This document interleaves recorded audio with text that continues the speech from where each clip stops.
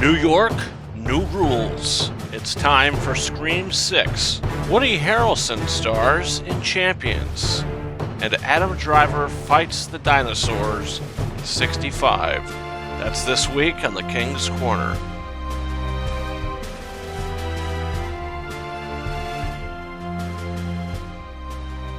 What's up, guys, and welcome to an all-new episode of the King's Corner. Well, this week, we're talking about some big new releases, starting with the biggest new release. It's Scream 6. After seeing Scream 5 last year, I said, you know what? I think I really like that. So this past week, we rewatched the Scream films, and Scream 5, I don't like it as much as I did off the bat. This is my second time seeing it, and I said, it's good. It's okay. It's like maybe a 3.5 out of 5-star film for me. I don't think it's great, and it's not one of my favorite films of the series. So, Scream 6 takes place a year later. We pick up with Melissa Barrera's character, and Jenna Ortega's character is now she's living in New York. They're both living in New York. Jenna Ortega's in college, and she has her studies, she has her plans, while the past is still haunting Melissa Barrera's Sam. I believe that's the character's name. So, yeah, that's the basic story of the movie. Ghostface?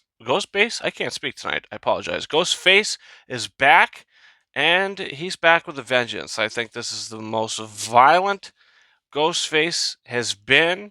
And I think this is the most tension-filled the series has been as well. Scream 6 is a win, and I think it's better than Scream 5, and I think it's certainly an upper tier film in this series. The veteran actors who do return from the previous films, as I mentioned, Melissa Barrera, Jenna Ortega, they're great. They're the heart and soul of the film. Courtney Cox returns as Gale Weathers. She's really good in the movie, and it's nice to have her back. But the character, it just seems like they don't know what to do with her anymore, so they sort of retread some territory with that character, which I didn't necessarily dislike, but it's nice to see her back, saying that in the last film, you know, we've knocked off one of the big three. So no Sidney Prescott in this film. Neve Campbell, was looking for what she deserved, I think, to be paid, and just because of that sort of behind-the-scenes dispute, she didn't do it. So if there's another one, hopefully she comes back. It's always nice to see that character, but it's also nice to breathe without her in the movie. I think in Scream 5, I think to have Dewey, to have Gale in it, I think was fine. But honestly, I don't even think you needed Sidney Prescott in Scream 5. To be honest with you, I don't really think she was intrusive in the movie, but I don't think you needed to add her in the film. I think the story is strong enough with the new lead characters, that you don't need the veterans, but it's nice to have them back. So Courtney Cox is fine in the film. And then you have Kirby, who I think has a better role than Gale does in this movie. She's given a little more interesting stuff to do, and the character actually develops since the last time we've seen her in Scream 4. I think she gave a better performance in that movie, and I preferred that version of the character, but she is, 10, 11 years older, whatever it is, in this film. So, it's nice to see her back, the legacy characters.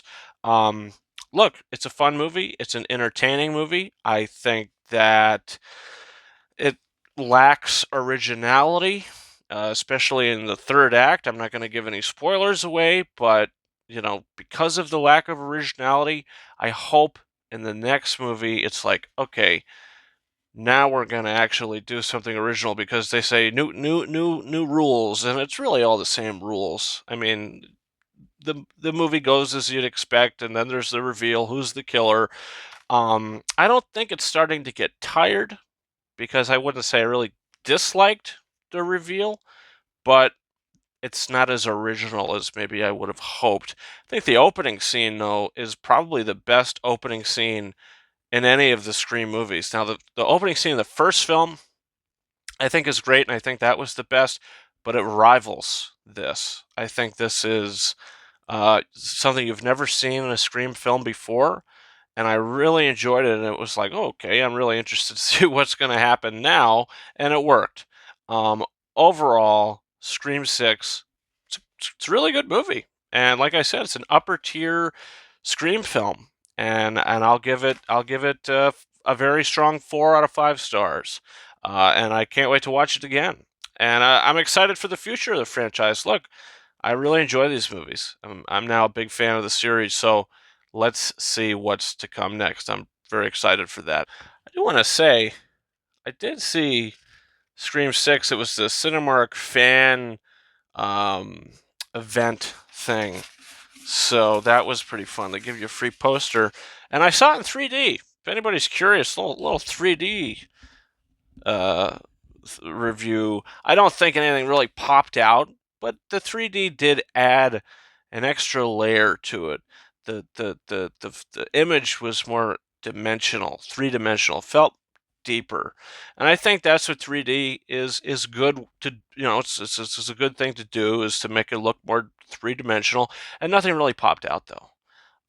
It just added more layers, more dimension to it. So I don't know. That's my little 3D review of Scream 6. Next up, we're talking about Champions. This is Woody Harrelson starring as this basketball coach who is fired from his job because he's had some conflicts on the court and behind the scenes and everything like that. So he's on his 90-day parole or whatever it is. He has to do this community service. What's the community service? Well, he has to coach this team of all these people with the mental illness. So he comes in and he has to learn how to be a better person, how to be a better coach, and how to actually interact with the players that you're coaching. And it's nice to see that. I think the movie is very down to earth. I think it's very heartwarming. Uh, it's entertaining. Is it predictable? I would say yes. There's no surprises in this film. It's a very basic family movie, I would say. Woody Harrelson's great. It's nice that he made a movie like this. I did really enjoy his performance, but nothing about the movie really goes, wow, that was fantastic. I think that the humor works most of the time. I think all the cast members are great. I think everybody's doing a great job, and the story, goes into cliched territory by the end of it, and you go, okay, well, that's how kind of I thought it was going to go. So that's where I'm at with the movie overall. It's a fine film. It's an easy watch. I don't think it's that good, and I don't think it's that bad, kind of right in the middle on it. And would I watch it again? I wouldn't go out of my way to watch it again, but if you want to watch it for the first time, you want to check it out, it's a fine little family film that I'm going to give 3 out of 5 stars. And the final film we're going to be talking about today is 65. Adam Driver crash lands on planet Earth 65 million years ago, right before the dinosaurs get extinguished by the meteorite. And look, the trailers had me going, this could be interesting. This could be fun. Boy, was I dead wrong. Oh boy. Um, wow. This movie is a nightmare. This movie is boring. It is so boring. It is so dull. The the poor attempt at character work in this is absolutely abysmal. I mean, Adam Driver is doing as best he can, but he is given nothing to do.